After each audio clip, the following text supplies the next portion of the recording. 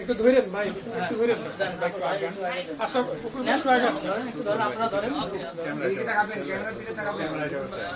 একটু ধরেন, একটু ধরেন ভাইয়া, সবাই নিচ্ছে তো।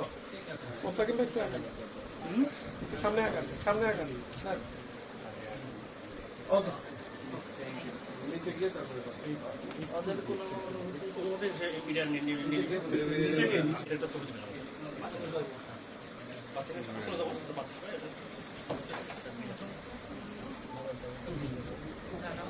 বয়স কতদিন হলো? 1 মাস।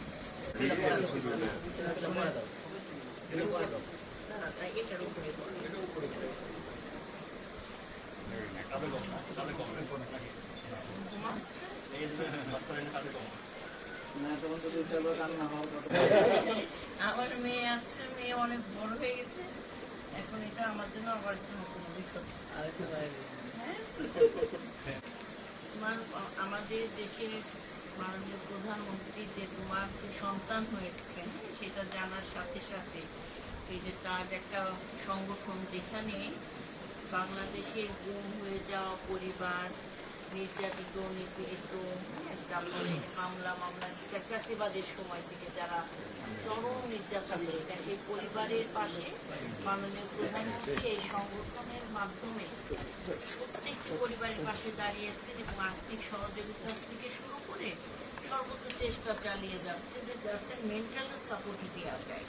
তো সেই জায়গায় হয়তো অনেক কিছু না, কিন্তু এই যে একটা মনে রাখা কিংবা অনুভব করা যে না ওর এই সন্তান হওয়া মানে কি একটা বাবা মার জন্য সবচেয়ে আনন্দের বিষয়, তাই না? সেই আনন্দে তোমাদের সাথে তিনি শরীক হয়েছে একটা ছোট্ট উপহার সামগ্রী পাঠিয়ে। তো সেই জায়গাটা তুমি কেমন করে ভাবছো? কেমন করে তোমার তো নিশ্চয় বয়স অনেক কম, তাই না?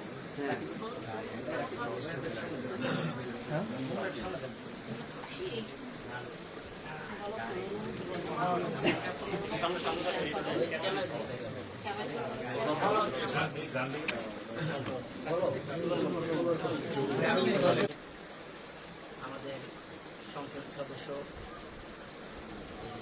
মাননীয় এমপি বকুল ভাই ও মাননীয় এমপি আমাদের সকলের সুপরিচিত ও আমাদের কষ্টে যিনি সবার আগে এগিয়ে আসে ও সবার আগে আমাদের খোঁজখবর রাখে, আমাদের মুখ্যমন্ত্রী, আমাদের এই এলাকার এমপি, তিনি কয়েকবারই আমার সাথে যোগাযোগ করেন। আমি তার প্রতি কৃতজ্ঞ।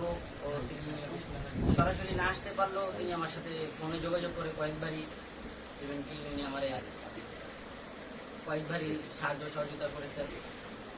এখন ওই দিক থেকে যদি আমি আমার অনুভূতি বলতে চাই, আমার অনুভূতি বলার মতো ভাষা বা প্রকাশ করার মতো ভাষা আমার নাই। আর সবচেয়ে বড় কথা হলো আমি এই গুলি খাওয়ার আগে থেকে আমি ইন্টারনেট অফিস জব করতাম। তখন থেকেই আমি ছোট থেকেই আর কি বিএনপির এই মহব্বত করি। বিএনপি তো বিগত 17 বছর ক্ষমতা আসতে পারে নাই, তো আসতে না পারলেও বিএনপির মন থেকে মহব্বত করতাম, মন থেকে ভালোবাসতাম। এমনকি বিএনপির বিভিন্ন প্রোগ্রামে অ্যাটেন্ড করি, বিভিন্ন আন্দোলনে সংগ্রামে যোগ দিই। এই আমাদের এই পাকাপোলের সোহেল ভাই, আমাদের সোহেল মামা, আমি 5ই আগস্টে ওনার সাথেও আন্দোলনে ছিলাম সশরীরে, এবং কি উনি আমার সাথেই ছিল। এই আমি যে কোম্পানিতে চাকরি করি নেট অফিসের, ওই আমার স্বেচ্ছাসেবক দলের আনোয়ার হোসেন, উনি আমার মামা। আমার যখন মত জ্বালা নেই তখন থেকেই আমি ওনার কাছ থেকে ছোট থেকেই আর কি ধরতে গেলে বড় হয়েছি। উনি খুব সাহায্য সহযোগিতা পাই।